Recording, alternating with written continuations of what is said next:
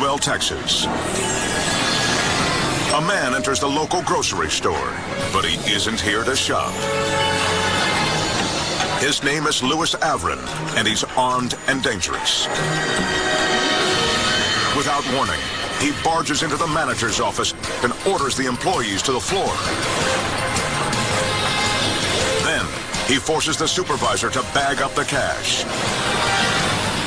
Passing co-workers are oblivious to the deadly threat as Avron busts up the store phone, then casually walks out with $5,000. The manager goes for the silent alarm, but before police can respond, the gunman carjacks a young mother's SUV and blazes a trail to escape. Seconds later, Officer Coogan Hignett passes the stolen car, then loops around to give chase. A mile down the road, Chief Paul Lilly joins the pursuit, but the suspect is quickly getting away. Well, when he saw that there were two police cars turning around him, he really accelerated. If he was willing to drive like he was in a residential area, I could only imagine what he was going to do if he got to a highway. But these cops don't know how dangerous it's about to get. Officer Hignett chases the gunman into a field, while Chief Lilly goes to head him off at the pass. We were going to do whatever we had to stop him from hurting anyone else. But as authorities close in, the suspect crashes head-on into a tree. Now all the police have to do is rope him in. I was going to block the rear end of his vehicle. Officer Hignett would block the front. But the problem there is that we know he's armed. We're also placing ourselves in a very vulnerable position.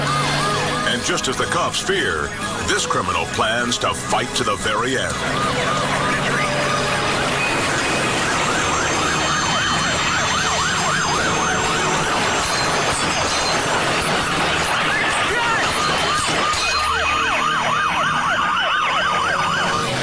The suspect was sitting inside his crashed vehicle, and he fired the first shot, went through the window and struck Officer Hignett.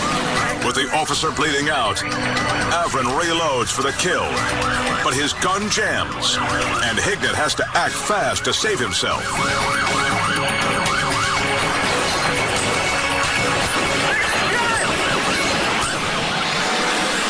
With his life passing before his eyes, the patrolman unloads, hitting the bandit multiple times. Chief Lilly carefully moves in and disarms the crook. One medical team rushes the injured officer to the hospital, while another works to revive the fallen suspect. Despite their efforts, the man does not survive his wounds. His outcome is a grim reminder of the danger posed to innocent lives. We're fortunate that this situation and outcome resulted in the bad guy was caught, and the officer who was injured has made a full recovery and returned to duty. This renegade was ready to kill anyone who got in his way.